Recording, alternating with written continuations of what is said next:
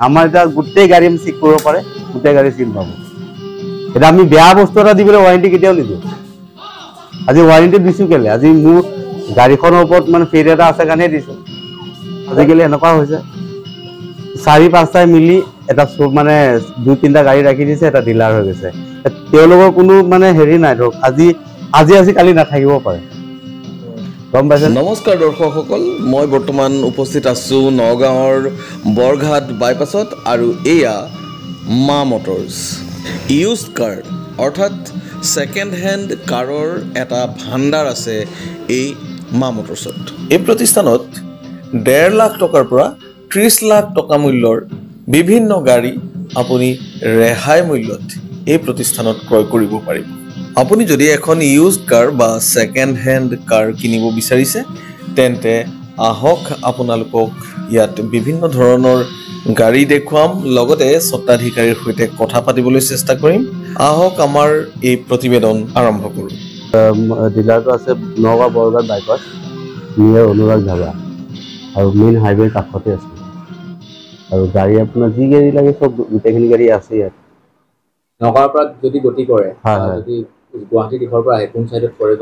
গুৱাহাটী পিনৰ পৰা আহোঁতে আপোনাৰ লেফ্ট চাইডে পৰিব মোৰ, আৰু নগাঁও পিনৰ পৰা আহোঁতে আকৌ গুৱাহাটী চাইড পৰিব আপোনাৰ। গুৱাহাটীৰ ৰায়পুৰহাটে পৰিব। যিহেতুকে ধৰক এখন সকলোৱে সপোনৰ বাহন কিনিবলৈ যদি মা মটৰ্ছলৈ আহে কি সুবিধা হ'ব? সুবিধা পাব, গোটেইখিনিয়ে পাব। যিমানখিনি থাকে আমি যিমানখিনি পাৰোঁ মই নিজৰ পিনৰ পৰা সেইখিনি কৰি দিওঁ আৰু একেবাৰে কম মূল্যত। কিমান টকাত এখন ধৰক সপোনৰ গাড়ী বা ঘৰলৈ যিখন গাড়ী নিবলৈ আহে কিমান টকাৰ পৰা একদম আপোনাৰ কিছুমানৰ কম দামৰ লাগিলে একদম 1.5 লাখ টকাৰ পৰা পাব আৰু সেইখন 1.5 লাখ টকা যি গাড়ী থাকে ফাইনেন্সৰ সুবিধা থাকে। সেইটো ফাইনেন্সৰ সুবিধা নহ'ব, সেইটো কেছতে ল'ব লাগিব, কাৰণ সেইটো ইমান বেছি এটা নতুন গাড়ী নাপাবতো 1.5 লাখ টকা, কিন্তু গাড়ী চলাই ভাল পাব। তাতকৈ যদি উচ্চ খাপত ল'বলৈ যায় অলপ ওপৰত ল'ব গ'লে 3-3.5 ল'ব লাগিব, তেতিয়া 1 লাখ মান টকা ডাউন পে'মেণ্ট দিলে ওলাই যাব।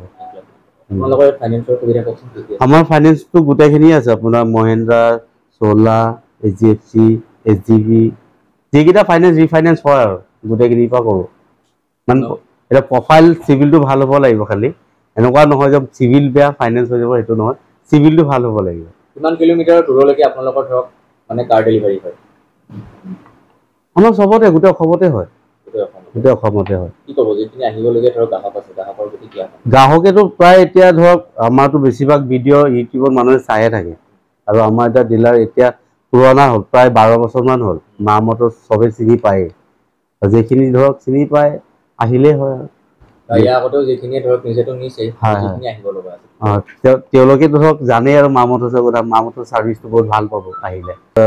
ডিলাৰটো আছে নগাঁও বৰঘাট বাইপাছ, নিয়াৰ অনুৰাগ ধাবা আৰু মেইন হাইৱেৰ কাষতে আছে। আৰু গাড়ী আপোনাৰ যি গাড়ী লাগে চব গোটেইখিনি গাড়ী আছে ইয়াত। নগাঁৱৰ পৰা যদি গতি কৰে, যদি গুৱাহাটী দিশৰ পৰা আহে কোন চাইডত পৰিব? গুৱাহাটী পিনৰ পৰা আহোঁতে আপোনাৰ লেফ্ট চাইডে পৰিব মোৰ, আৰু নগাঁও পিনৰ পৰা আহোঁতে আকৌ গুৱাহাটী চাইড পৰিব আপোনাৰ। গুৱাহাটীৰ ৰায়পুৰহাটে পৰিব। যিহেতুকে ধৰক এখন সকলোৱে সপোনৰ বাহন কিনিবলৈ যদি মা মটৰ্ছলৈ আহে কি সুবিধা হ'ব? সুবিধা পাব, গোটেইখিনিয়ে পাব। যিমানখিনি থাকে আমি যিমানখিনি পাৰোঁ মই নিজৰ পিনৰ পৰা সেইখিনি কৰি দিওঁ আৰু একেবাৰে কম মূল্যত। কিমান টকাত এখন ধৰক সপোনৰ গাড়ী বা ঘৰলৈ যিখন গাড়ী নিবলৈ আহে কিমান টকাৰ পৰা একদম আপোনাৰ কিছুমানৰ কম দামৰ লাগিলে একদম 1.5 লাখ টকাৰ পৰা পাব আৰু সেইখন 1.5 লাখ টকা যি গাড়ী থাকে ফাইনেন্সৰ সুবিধা থাকে। সেইটো ফাইনেন্সৰ সুবিধা নহ'ব, সেইটো কেছতে ল'ব লাগিব, কাৰণ সেইটো ইমান বেছি এটা নতুন গাড়ী নাপাবতো 1.5 লাখ টকা, কিন্তু গাড়ী চলাই ভাল পাব। তাতকৈ যদি উচ্চ খাপত ল'বলৈ যায় অলপ ওপৰত ল'ব গ'লে 3-3.5 ল'ব লাগিব, তেতিয়া 1 লাখ মান টকা ডাউন পে'মেণ্ট দিলে ওলাই যাব। আমাৰ ফাইনেন্সটো গোটেইখিনি আছে, আপোনাৰ মহিন্দ্ৰা, চোলা, HDFC, SGB, যিকেইটা ফাইনেন্স ৰিফাইনেন্স হয় আৰু গোটেইখিনিৰ পৰা কৰোঁ। মানে এটা প্ৰফাইল চিভিলটো ভাল হ'ব লাগিব, খালি এনেকুৱা নহয় যে চিভিল বেয়া ফাইনেন্স হৈ যাব, সেইটো নহয়, চিভিলটো ভাল হ'ব লাগিব। কিমান কিলোমিটাৰ দূৰলৈকে আপোনালোকৰ ধৰক মানে কাৰ ডেলিভাৰী হয়? আমাৰ চবতে, গোটেই অসমতে হয়। গোটেই অসমতে হয়। কি ক'ব যিখিনি আহিবলগীয়া ধৰক গ্ৰাহক আছে, গ্ৰাহকৰ প্ৰতি কি? গ্ৰাহকেতো প্ৰায় এতিয়া ধৰক আমাৰতো বেছিভাগ ভিডিঅ' ইউটিউবত মানুহে চায়ে থাকে, আৰু আমাৰ এতিয়া ডিলাৰ এতিয়া পুৰণা হ'ল, প্ৰায় 12 বছৰমান হ'ল। মা মটৰ্ছ চবেই চিনি পায়েই, যিখিনি ধৰক চিনি পায় আহিলেই হয় আৰু ইয়াৰ আগতেও যিখিনিয়ে ধৰক নিজেতো নিছেই, যিখিনি আহিব লগা আছে তেওঁলোকে ধৰক জানেই আৰু মা মটৰ্ছৰ কথা। মা মটৰ্ছ ছাৰ্ভিচটো বহুত ভাল পাব আহিলে। দূৰৰ পৰাতো ছাৰ্ভিচিং কৰিব আহিব নোৱাৰে সেইকাৰণে আমি এটা ৱাৰেণ্টি দিওঁ কাৰণ ছেকেণ্ড হেণ্ড গাড়ীটো কোনো ৱাৰেণ্টি নাথাকে একচুৱেলি আপোনাৰ পৰা মই এখন গাড়ী কিনি ৱাৰেণ্টিৰ ভিতৰত অকল ইঞ্জিনৰ ৱাৰেণ্টিটো দিওঁ কাৰণ গাড়ীখনৰ মেইন বস্তু হৈ গ'ল ইঞ্জিন এটা আমি যেতিয়া কিনি আনো আমি এদিনৰ ৱাৰেণ্টি নাপাওঁ কিন্তু মানুহবিলাকে যেতিয়া আমাৰ পৰা গাড়ী এখন কিনে ডিলাৰৰ পৰা বহুত মানুহে মানে ছেকেণ্ড হেণ্ড গাড়ী হিচাপে বহুত ভয় কৰে তাৰমানে গম পাইছেনে তো সেই ভয়টো ভাঙিবৰ কাৰণে ইঞ্জিনৰ ৱাৰেণ্টিটো আমি দিওঁ গাড়ী চাই পেলাই 3 মাহৰো দিওঁ 6 মাহৰো দিওঁ তেনেকুৱা এতিয়া ধৰক এখন পুৰণি বাহন লৈ আহিছে এখন গাড়ী লৈ আহিছে তাতকে আৰু এখন ধৰক ভাল লাগে গাড়ী এক্সচেঞ্জ কৰিবলৈ এক্সচেঞ্জ সুবিধা আছে আছে এক্সচেঞ্জৰ ক্ষেত্ৰত যদি এখন গাড়ীত যদি আপোনাৰ ঋণ থাকে ঋণখিনি পৰিশোধ কৰি দিব লাগিব কি কৰিব লাগিব কাৰোবাৰ যদি ফাইনেন্স থাকে তো সেই ফাইনেন্সটো আমি যিমান চিন্তা আছে চাই লওঁ সেইটো আমি নিজে কোডেছ কৰাই দিওঁ আপোনাৰ লগত ফালৰ পৰা হয় হয় আৰু যিসকলে ধৰক গাড়ীখন ক্ৰয় কৰিবলৈ আহিছিলে বা নিবলৈ আহিছে তেওঁলোকৰ ক্ষেত্ৰত কোনো নাথাকে যোগাযোগ নম্বৰ দিব বাৰু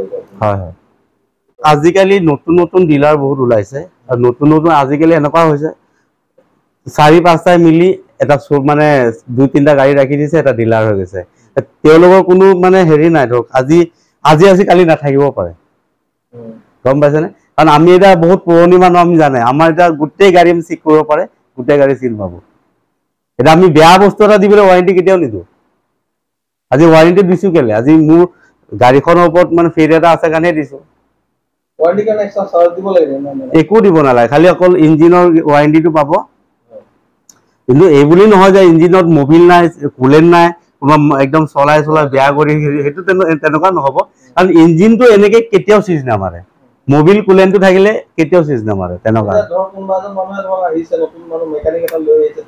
চাব পাৰিব একো প্ৰব্লেম নাই যোনে যেনেকৈ কাৰণ গাড়ী এখন কিনিব যেতিয়া যোনে যেনেকৈ চাব পাৰে সেইটো মোৰ ক'বলগীয়া একো নাই লৈ যাব মা মটৰছত আপুনি ক'লে 1.5 লাখ টকাৰ পৰা আছে বৰ্তমান কিমান টকাৰ পৰা আপোনাৰ তাত ষ্টাৰ্টিং আছে মোৰ 1.5 লাখৰ পৰা আপোনাৰ মোটামুটি 25 লাখ টকালৈকে আছে বৰ্তমান আছে মা মটৰছত 1.5 লাখ টকাৰ পৰা 25 লাখ টকালৈকে আছে গাড়ী মা মটৰছত যিটো ছাৰ্ভিচিং প্ৰথম দিব প্ৰথমবাৰ দিব এইটো সম্পূৰ্ণ বিনামূলীয়া হ'ব নে তাত কিছু খৰচ বহন নাই প্ৰথমতে আমি কমপ্লিট ছাৰ্ভিচ কৰিয়ে ৰাখোঁ কৰি ৰখা এনেকুৱা নহয় যে নিয়াৰ পিছত আকৌ ঘৰৰ পৰা আনিব নাই আমি নিজে কৰিয়ে ৰাখোঁ প্ৰথমবাৰ যোগাযোগ